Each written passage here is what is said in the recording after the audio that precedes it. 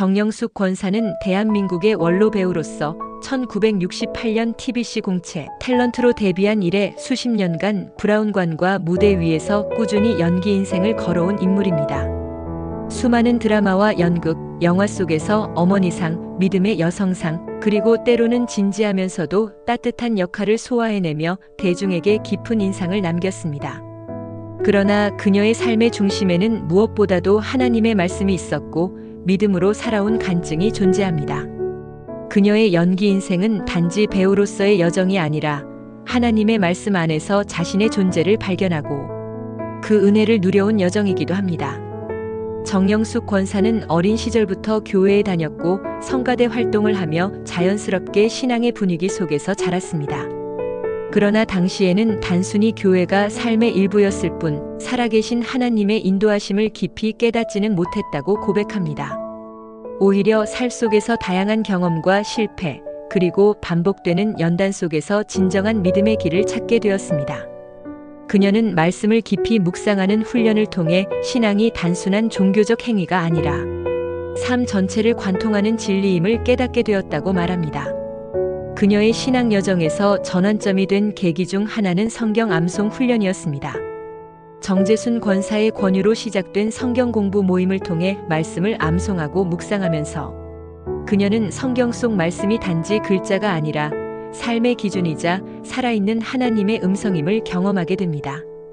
누가복음 1장 마리아의 기도를 시작으로 야고보서, 디모데전서, 그리고 로마서 전장에 이르기까지 수많은 말씀을 암송하며 그 의미를 마음에 새기고 실제 삶 속에서 적용해 나갔습니다. 그녀는 말합니다. 하나님의 말씀은 지식이 아닌 생명입니다. 묵상할 만큼 묵상해야 가슴판에 새겨집니다. 그녀는 말씀을 통해 하나님을 인격적으로 만나고 자신이 걸어온 인생의 수많은 길목에서 하나님께서 어떻게 인도하셨는지를 돌아보게 되었다고 합니다. 배우로서 화려한 스포트라이트를 받기도 했지만 동시에 연기자로서의 자존감, 경제적인 현실, 배역에 대한 갈등 등 현실적인 어려움도 많았습니다. 특히 여성 배우로서 40대 이후에도 지속적으로 역할을 맡는다는 것은 결코 쉬운 일이 아니었지만 그녀는 이를 기도와 말씀 묵상으로 견뎌냈습니다. 정영숙 권사의 신앙은 예배의 자리를 귀히 여기는 데서도 드러납니다. 그녀는 말합니다. 저는 하나님을 사랑하면서도 동시에 경외합니다. 예배 자리에 소홀하면 하나님께서 내 삶을 흔드실까봐 두렵습니다. 그래서 그녀는 녹화 스케줄이 있어도 주일 예배를 놓치지 않으려 노력했고 간증이나 방송 출연도 예배 시간과 겹치지 않도록 조율해 왔습니다. 하나님의 날, 주일은 결코 타협할 수 없는 원칙이었고 그것이 그녀의 신앙적 중심을 지켜주는 버팀목이 되었습니다. 뿐만 아니라 그녀는 기독 연기자들의 영적 모임을 세우는 데도 앞장섰습니다.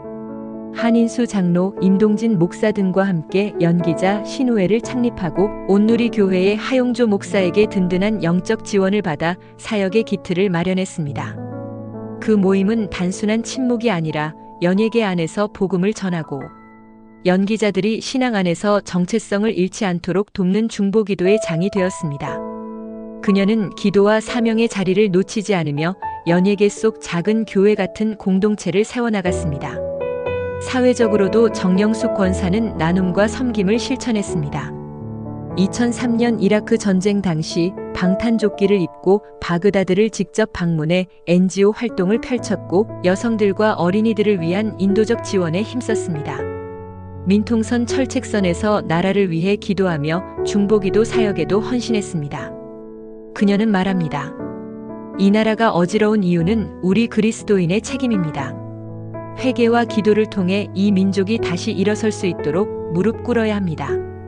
그녀는 이를 단지 신앙인의 의무로 여기지 않고 특권이자 은혜로 받아들입니다.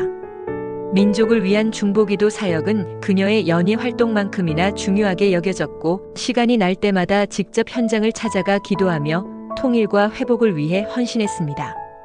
철책선에서 판문점에서 때론 눈보라가 휘몰아치는 날에도 그녀는 손을 모으고 무릎을 꿇었습니다. 그녀의 가정에서도 신앙은 중심축이 됩니다.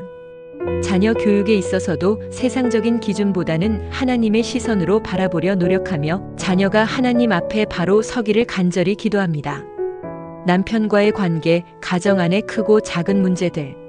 또한 말씀 안에서 해결점을 찾고자 끊임없이 기도하며 기다리는 신앙을 실천하고 있습니다. 그녀는 말합니다. 내 집도 아직 다스리지 못하는 자가 어찌 하나님의 교회를 돌아볼 수 있겠습니까?